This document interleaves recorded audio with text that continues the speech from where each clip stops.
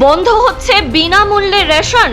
এবার রেশনে 25 টাকায় চাল, 26 টাকায় গম বিক্রি করবে কেন্দ্র। কবে থেকে চালু হচ্ছে? রেশন দোকানে সস্তায় ভারত ব্র্যান্ড এর চাল ও গম বিক্রির সিদ্ধান্ত নিল কেন্দ্রীয় সরকার। ওপেন মার্কেট সেলস স্কিমে কেন্দ্রীয় ভান্ডার NCCF নাফেডের পাশাপাশি ই-কমার্সে ভারত ব্র্যান্ডের চাল এবং গম বিক্রি করা হবে। এবার বাতিল হবে রেশন কার্ড। কাদের নাম বাদ পড়বে? তালিকায় রয়েছে লক্ষ লক্ষ নাম। এর মধ্যে আপনার রেশন কার্ডটিও নেই তো? জেনে নিন বাংলায় কত মানুষ রেশন পান, কাদের কার্ড বাতিল হতে পারে, কোন রেশন কার্ড বন্ধ করে দিচ্ছে রাজ্য, ভুয়ো কার্ড ধরতে কিভাবে কাজ হচ্ছে। এই রেশন কার্ড থাকলে রেশন দোকানে মিলবে সস্তায় একাধিক খাদ্যশস্য। আপনার রেশন কার্ড ও তার ভবিষ্যৎ নিয়ে A to Z সঠিক তথ্য জেনে নিতে অবশ্যই শেষ পর্যন্ত দেখুন আজকের ভিডিওটি। এর পাশাপাশি এরকমই বিভিন্ন গুরুত্বপূর্ণ আপডেট সবার আগে জানার জন্য অবশ্যই আমাদের চ্যানেলটি সাবস্ক্রাইব করে পাশে থাকা বেল আইকনটি প্রেস করে দিন।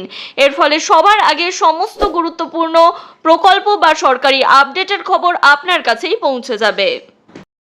রেশনে এবার 25 টাকায় চাল, 26 টাকায় গম বিক্রি শুরু হবে। কবে থেকে চালু হবে জেনে নেওয়া যাক। রেশন দোকানে সস্তায় ভারত ব্র্যান্ডের চাল ও গম বিক্রির সিদ্ধান্ত নিল কেন্দ্রীয় সরকার।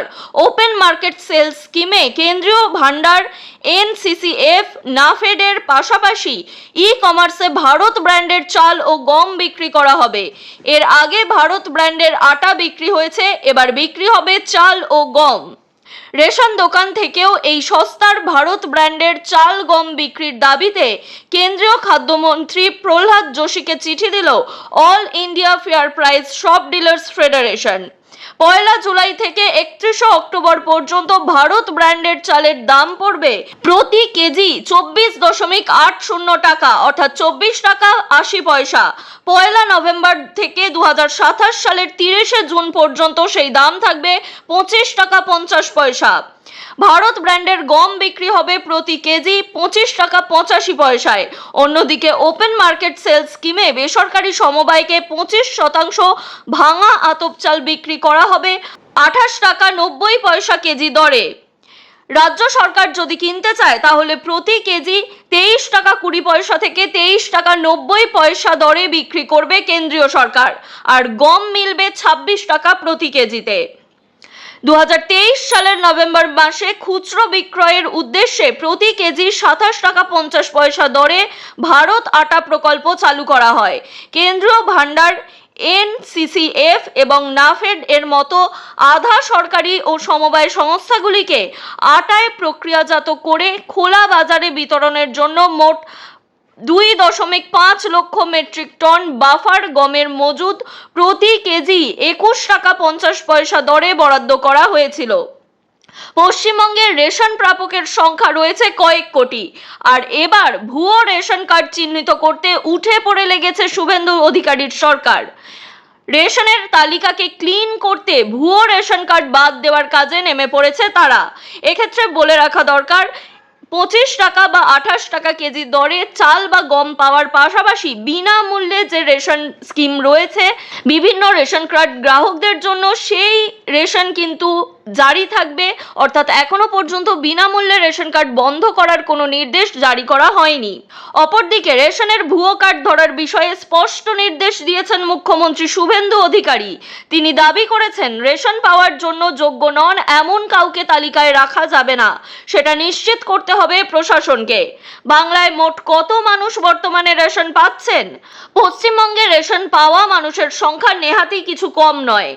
2025 সালের হিসাব বলছে এই রাজ্যে মোট রেশন প্রাপকের সংখ্যা 8,67,13,432 জন। এই সকল মানুষই রেশনের মাধ্যমে খাদ্য সামগ্রী নিতে পারেন।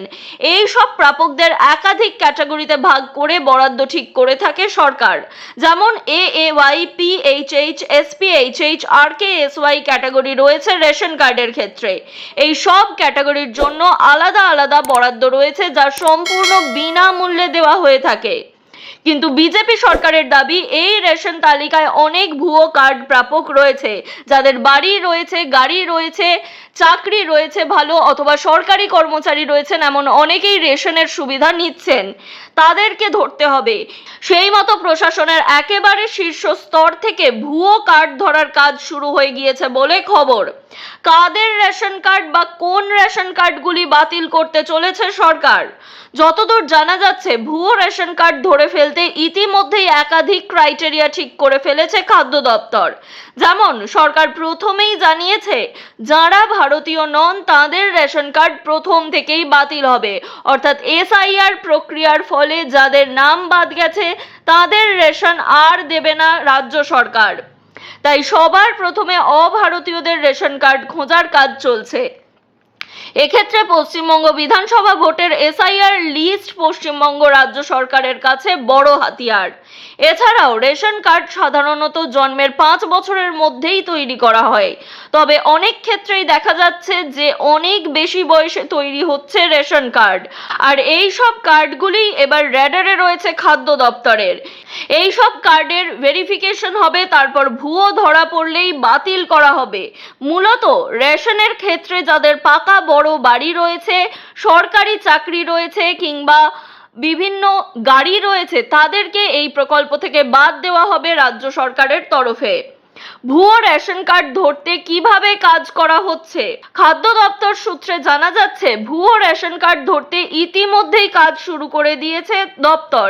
সেই ক্ষেত্রে যাদের কার্ড নিয়ে সন্দেহ হচ্ছে, অর্থাৎ যারা 5 বছরের অনেক পরে 18 বছর বা 20 বছর বয়সে দেখা যাচ্ছে কার্ড বানাচ্ছেন, অথবা SIR তালিকায় নাম বাদ গিয়েছে তারপরেও রেশন কার্ড রয়েছে, তাদের বাড়ি বাড়ি গিয়ে তথ্য যাচাই করার কাজ চলছে এবং এটি ইতিমধ্যেই বিভিন্ন জেলায় শুরু হয়েছে।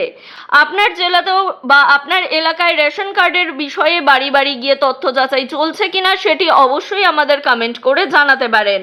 এইভাবেই ভুয়ো রেশন কার্ড ধরার কাজ শুরু হয়ে গিয়েছে। এক্ষেত্রে কলকাতা, উত্তর 24 পরগনা, দক্ষিণ 24 পরগনা, নদিয়া, মালদা, কোচবিহার, মুর্শিদাবাদ ও উত্তর দিনাজপুরে প্রথম দফার রেশন কার্ড যাচাইয়ের কাজ শুরু হয়েছে। তারপর সেটা অন্য জেলাতেও হবে বলে জানা যাচ্ছে। আপনারা কোন জেলাতে থাকেন এবং সেই জেলায় এই ধরনের কাজ হচ্ছে কিনা সেটি অবশ্যই আমাদের কমেন্ট করে জানাতে একেবারেই ভুলবেন না।